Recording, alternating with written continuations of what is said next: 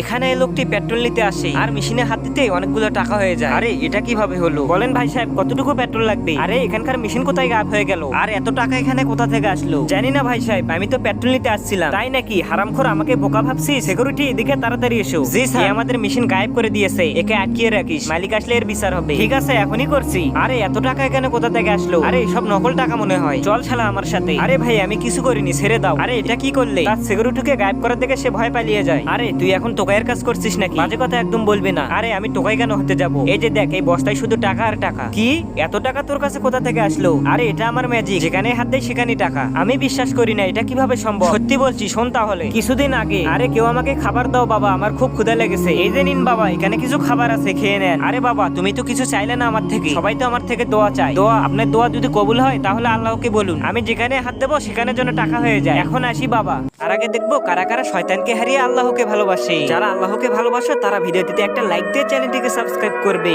আর যারা শয়তানকে ভালোবাসো তাদের কিচ্ছু করা। হে আল্লাহ, তুমি তার মনের আশা পূরণ করে দাও। তার জন্য আমি এক মুঠো খেতে পারছি। অবিশ্বাস্য কথা ভাই। চলো আমরা এতগুলো টাকা এখন গরিবের মাঝে ভাগ করে দেই। হ্যাঁ হ্যাঁ, ঠিক কথা বলেছো, চলো তাড়াতাড়ি।